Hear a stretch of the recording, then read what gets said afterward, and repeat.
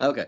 Chris Speaks back here today with Brandon Mosley and a candidate for the Democratic nomination for governor next year, Chig Martin. Mr. Martin, how are you today, sir? I'm doing good, man. It's really good to be here with you guys. I appreciate it. I've been looking forward to this. So, I love your hat, man. And tell me, how did you get the name Chad Chig? Or did I say it right?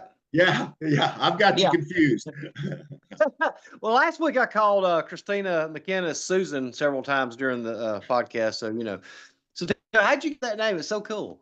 Yeah, so it's I'll make it kind of short, but I got a football scholarship to the University of Tennessee at Chattanooga.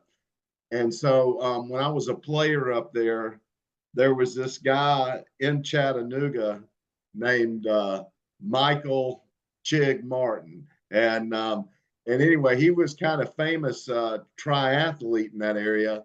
And so my teammates kept seeing stuff about Chig Martin on the news and about this guy, and they just started calling me Chig. And a funny story is, like 2 years after they'd been calling me Chig, I was still a student, so I was in a little watering hole one night, and doggone if the other Chig Martin wasn't in there. And so they introduced us, and all my teammates said, "Yeah, we call him Chig because of you." And the real Chig Martin was so honored that he actually started crying that somebody was being named after him. So I'm in good blessing with the other Chig Martin. So yeah, and I have a lot of lies. I tell people that sometimes they ask me about Chig, and I'll say something like I jumped in an old creek and it was full of chiggers, and some of them bit me where I didn't need to be bitten and things. I've made up all kinds of stuff over the years, but that's how I got it. What position did you play? I went there as a tight end, but that buffet they had up there for the football players, I liked it a little bit too much, and so I ended up an offensive tackle. Yeah. I didn't know how to say no to the food buffet, so yeah.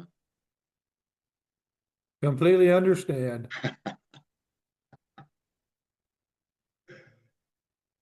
Well, Chig, you're running as a Democrat. Yes, sir. Democrat has not won a gubernatorial race since 1998. Why do you think you might be different?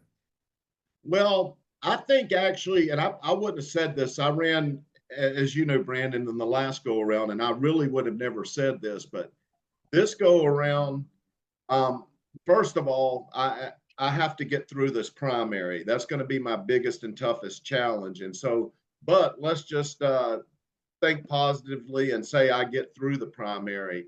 Yeah, if you're the primary guy, can you win? I actually believe I can this time. I could have said that last time, but I'll tell you why. I think I'm a sharper candidate than Tuberville. I think my message has resonated with voters better than his. I mean, I'm offering plans and solutions. I don't really work in the divisiveness part of the government and politics. And I just think if there's a candidate that's been beatable from the Republican side, I think Tommy Tuberville is beatable. And I'll just kind of expand on that. I mean, obviously, myself and my team, we do our own research and we look at his social media and things where stories about him. And it's just not a very popular opinion from both his own party and obviously from other parties right now. So that's why I think this one could be different. I think when it gets to the general election, people might make different decisions in this particular race.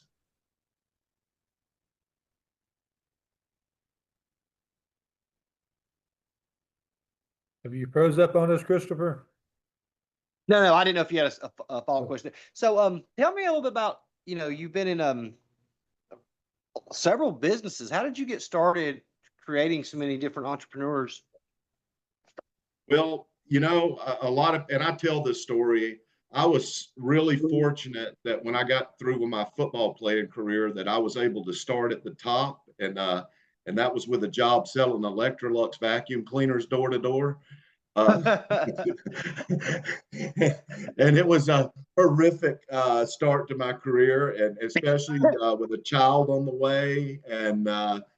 And so one thing about me, I'm pretty bulletproof on rejection, as I handled a good bit of that very early in my career, knocking on doors, asking people if they wanted to buy vacuum cleaners. And, I got to the point when I was knocking on the door and they would come to the door and I'd say, "Hey, you don't want to buy a vacuum cleaner, do you?" "Oh, no." "All right. Have a good day. Thank you." I mean, no, but I was able to really advance uh, in basic ways in my sales career. And the next one I got was selling copiers. And this is what's so crazy. At this time, fax machines, which was high technology when they came, I just happened to be in that business when the fax machine come out.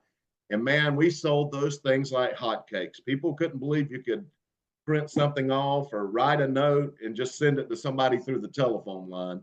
So I did that for about 5 years. And then I worked with national industrial supply companies for about the next 8 or 9 years, which were really good jobs. But I saw opportunities for small businesses to work with the federal government while I was doing those jobs. And I opened my own small industrial business, and we kind of start, and we're still up and functioning. 22 years later, we mainly sell to places that do the maintenance on aerospace, helicopters, airplanes. We sell like the tooling and test instruments, specialized safety equipment, and just even general things they need like gloves and batteries. And so we do that. And then one of the things I was most proud of, we were the first hemp store to start in Alabama. Honeysuckle Hemp may be the first to go out of business too after the hemp ban this month. So we may have it both ends covered on being the first. But and so my mom and dad were real hardworking, common people. And I tell this story because it's an inspiration to me. But my mom, she was born in a very rural part of Alabama, Covington County in southern Alabama. I don't know if you know where Andalusia is, but she was from my mom and dad for just a little bitty tiny community called Red Level.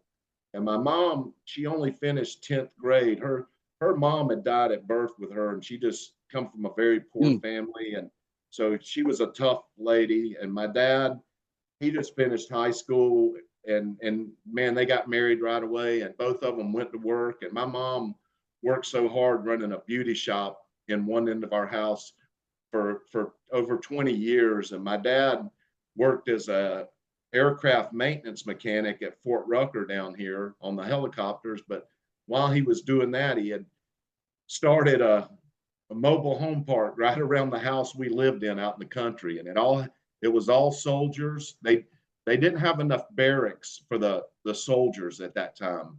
And so finally, my dad bought land out in the area we're from, and he started a mobile home park. And so they had it for, 40 years at least or longer. I don't know the exact time, but when they passed away, they had left that for me to continue running and take care of. So I'm really multifaceted. I'm in the trailer business, the hemp business, and the aerospace industry. So when you put that together, I don't know what you get. So Somebody Joel? high. Yeah.